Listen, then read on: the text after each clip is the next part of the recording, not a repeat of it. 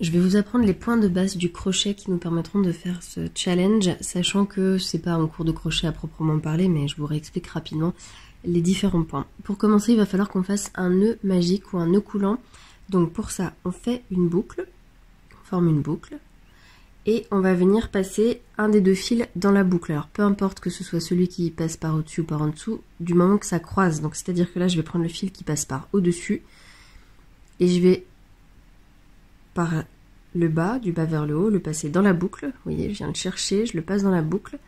Et je vais tirer sur mes fils, je vais les tenir. Vous voyez, je les tiens avec ma main gauche. Et avec la main droite, je vais tirer sur le fil que j'ai passé dans la boucle. Et ça fait un nœud qui coulisse que je peux resserrer. Je vous remontre. Je forme une boucle. Je viens, hop, passer dans la boucle un des deux fils du moment que ça croise. Donc là, comme il est au-dessus, je le passe par en dessous. Je le ramène dans la boucle, je tire dessus. En faisant attention à bien tenir le petit fil qui n'est pas relié à la pelote pour pas qu'il s'échappe. Ça fait une boucle qui coulisse. Cette boucle, je vais la mettre sur mon crochet. Hop. Je l'ajuste. Et je vais maintenant faire ce qu'on appelle des mailles en l'air, sachant que l'accumulation des mailles en l'air forme ce qu'on appelle une chaînette. Donc, pour faire la maille en l'air, on va faire un jeté. Donc, avec le fil qui est relié à la pelote, je vais enrouler le fil sur mon crochet de l'arrière vers l'avant.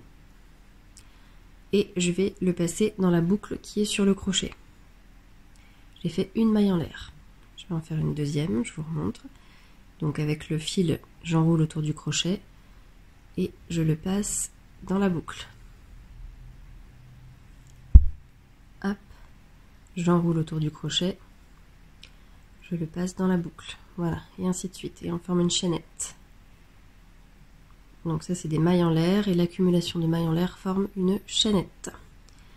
Ça donne ça, une petite tresse avec des épis de blé. Chaque petit épi de blé ou petit V correspond à une maille.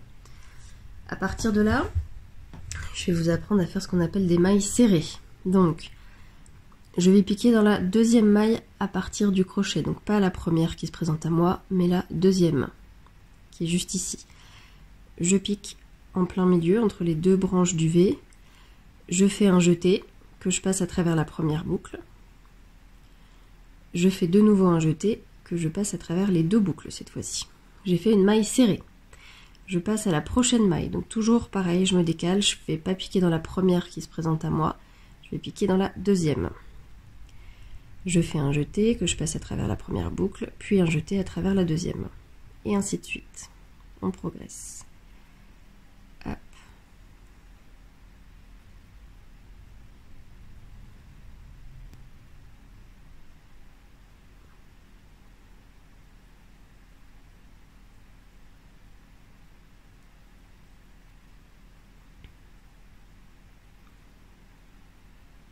On fait attention à la fin, il m'en reste bien une, elle est très très fine.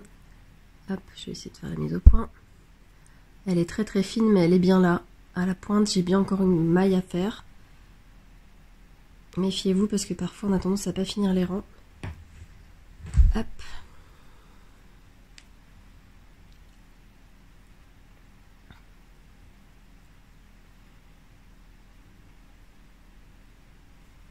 Voilà pour la maille serrée.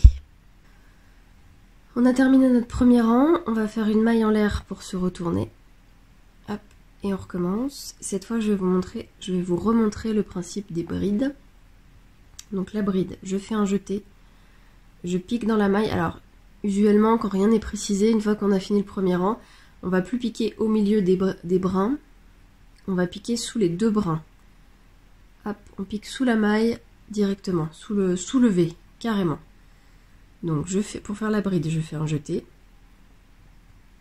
Hop, je récupère mon travail. Je fais un jeté, je pique sous la bride, je fais un jeté que je passe à travers la première boucle. J'ai 3 boucles sur mon crochet. Je fais un jeté que je passe à travers les 2 premières boucles uniquement. Je refais un jeté que je passe à travers les 2 boucles. Là, j'ai fait une bride. Hop, je continue. Je fais un jeté, je pique sous la maille, je passe mon fil, j'ai 3 boucles. Je fais un jeté, j'ai plus que 2 boucles, un jeté, j'en ai plus qu'une. Et on continue.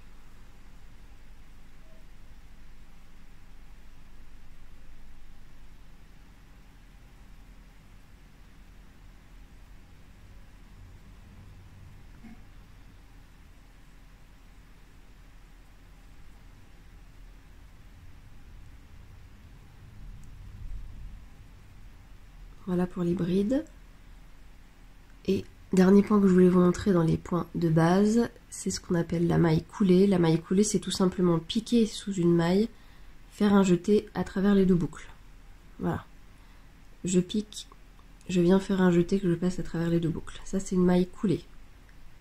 Je pique, je fais un jeté que je passe à travers les deux boucles.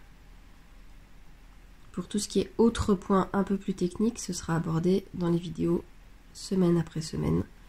Mais je voulais quand même vous réexpliquer un petit peu les bases du crochet en quelques minutes. Une dernière petite mise au point pour vous montrer où piquer. Donc quand vous avez terminé un rang, ça se présente comme ça. Vous avez une chaînette, voilà, avec vos petites mailles bien définies. Celle qui est sur le crochet ne compte pas, donc là si je compte mes mailles, j'en ai 1, 2, 3, 4, 5, 6, 7, 8, 9 et 10. Je vais jamais piquer dans la première maille qui se présente après le crochet, puisque c'est de là que sort mon fil. Donc elle a déjà été travaillée, donc je vais toujours piquer dans celle d'après, donc pas dans celle-ci, dans celle qui est juste là. Et usuellement, si on ne me précise rien, je viens piquer donc sous les deux brins de mon fil. Vous voyez, je pique pas au milieu, je pique sous les deux brins. Je vais faire ma maille serrée par exemple, et puis une fois que j'ai fait ça, hop, ma maille serrée est faite, donc je vais pas piquer dans cette maille là puisque je viens de la travailler, je vais piquer dans celle qui est après, qui se trouve juste ici. Si on regarde un petit peu mon travail plus en détail, en reprenant le haut de ma chaînette, voilà, je vais pas piquer dans la maille qui se trouve juste après le crochet puisque c'est de là que sort tout mon fil et mon travail, je vais piquer dans celle qui se trouve après et je me décale et ainsi de suite.